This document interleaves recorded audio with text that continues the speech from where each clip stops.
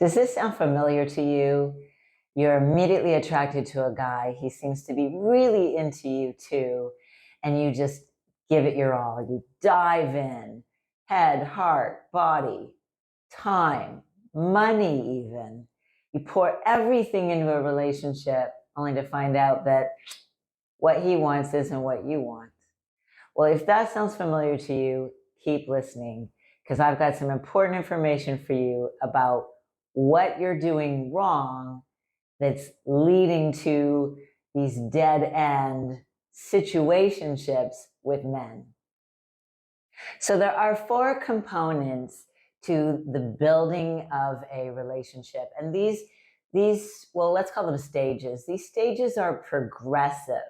And you have to have all four of them in order for there to be a real commitment between the two of you. A commitment that's going to last the test of time, that's going to turn into not just exclusive, but forever, right? I.e., marriage. So let's talk about the first stage of any committed relationship. The first stage of a committed relationship is chemistry. So there are several components to chemistry, right? Chemistry has to do with, that instant spark of attraction that we feel when we meet somebody. And yeah, a lot of that has to do with, what we see, the physical attraction, like, are we drawn to that person physically? And, there's some sexual attraction there too, right? So if we aren't drawn to somebody, if we don't find them attractive, or at least, especially from a female perspective, we're neutral. Like if we're really turned off physically by a guy, then it's going to be really difficult to build on that. One thing about that, though, that we as women need to remember is that chemistry can either be pretty instantaneous or it can grow slowly. If you've ever experienced finding yourself more attracted to a man as you get to know him, then you know what I mean by that.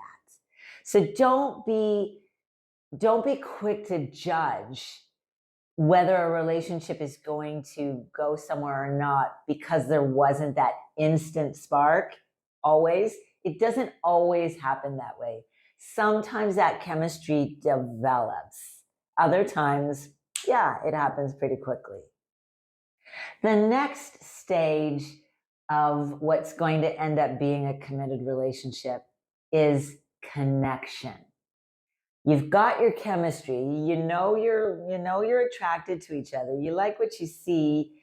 You're drawn to this person. And you can be drawn by what you see physically, but you can also be drawn by what, you're stimulated up here. But connection takes it to another level. So connection has to do with a meeting of the minds. This is what begins to lead to intimacy. And I don't mean sexual intimacy. That's if you're jumping into bed with a guy early on when, you've got physical chemistry and even connection, you're jumping into bed with him prematurely because connection is what's going to tell you if you have emotional intimacy. When there's connection, you're opening up. You feel safe enough to be vulnerable with your private information, not your body, but your private information. Things about you that you don't easily tell other people. Maybe you're actually telling this person and nobody else knows some of these things. And you don't do that right away. You don't do that just because you're physically attracted to a guy. You do that because you're beginning to trust him. There's something about the way he's opening up to you and the things that he's sharing with you that are making you want to do the same. And ladies, let me tell you, if you're not getting that from a guy, you shouldn't be opening up. I work with far too many women who, again, from like a matter of days, are telling the guy things about themselves that he hasn't asked about. He's not sharing himself. So why are we telling him these private things about ourselves? Why are we opening our hearts up to this guy? There needs to be reciprocity. There needs to be a willingness on his part to open up and tell you matters of the heart. You know, those private secret things that he hasn't really shared with anybody else either. So connection is about learning to like each other and learning to respect each other. Do you admire him? Are you starting to get to the point where you look up to him and you just like who he is? You like the way his mind thinks, the way that he expresses himself, the way he carries himself, the way he treats you, the way that you feel when you're around him. Let's talk about the third stage of what is going to turn into a committed relationship. That third stage is compatibility. What's the difference between compatibility and connection? Well, one progressively leads into the other, and it takes time. If I can impress upon you anything, it's that you can't rush through these stages. Compatibility is something that develops out of that connection that you have with somebody. And connection comes out of the initial physical attraction and chemistry.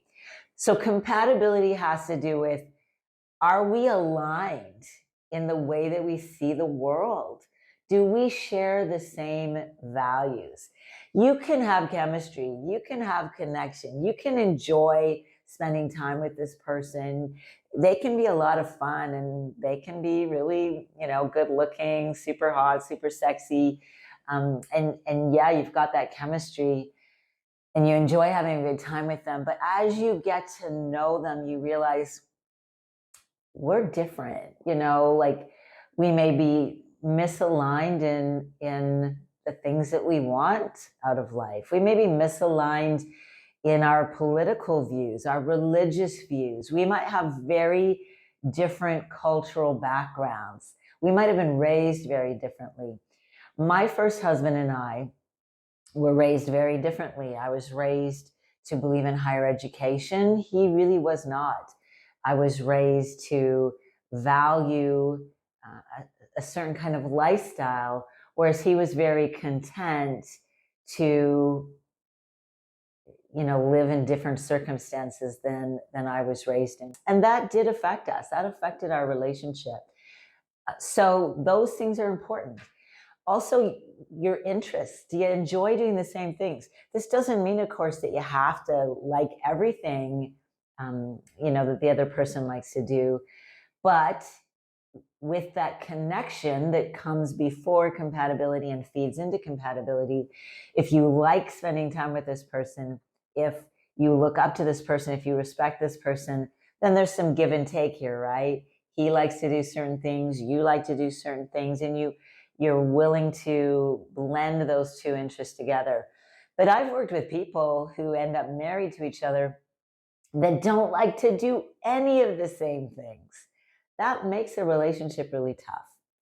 I've worked with people who argue all the time because the lens through which they see the world and therefore now who they hang out with, how they raise their children, whose families they want to spend time with, how they want to recreate, how they want to spend their money. All of that is impacted by either shared values or differing values, conflict or compatibility. Compatibility also has to do with your goals, like what you want to achieve in life. Again, your goals are, lead to the standard of living that you want to have, the way that you make decisions on a day-to-day basis. And finally, compatibility has to do with, is this person a good life partner for me? Do we see eye to eye in how we handle day-to-day decisions, but even how we handle conflict? Can we talk to each other about these things? Or are our conflict styles so very different from each other that even in that way, we are misaligned? Compatibility means that you are a better version of yourself when you are with him, and vice versa. He brings out the best in you, and you bring out the best in him. You're developing a foundation of friendship that is tied in with, again, all those mutual things that you have in common. And when you look at this person and when he looks at you, you think, not just are they a good time in and out of bed, but can I see myself spending the rest of my life with this person? Does this person, are they going to be a strong partner for me to build a family and to raise children with? The fourth stage of what's absolutely necessary in order for you to have a lifelong commitment with somebody is timing. How many men have you been with who aren't ready to settle down, and you've gone way too far into the relationship, or again, the situationship, thinking that he was really into you, when only to find out that what he was really into was the chemistry side of things. He's paying you a lot of attention. He's very attracted to the outer package of who you are, but he's really not into you on the inside. And you've prematurely given parts of you away emotionally and physically that, didn't lead to anything serious. And now you're fearful of really finding out what he really wants from you, where this is really going. Because what if he tells you that he's not looking for something serious? What if he's telling you that he's just really looking, for casual? Well, timing is everything if you want a committed relationship. If you're not with a guy who actually really wants to settle down, wants commitment, wants that for his life, then you're wasting your time on, the fact that you have chemistry and connection and even compatibility, because it's not going to go anywhere. Without timing, there is no commitment. It's really important that you find out early on, when you're developing that connection, to find out what this guy really wants, like what his true intentions are. Don't mistake the attention that he's giving you for serious intention to settle down and be committed. Let's just recap those 4 stages.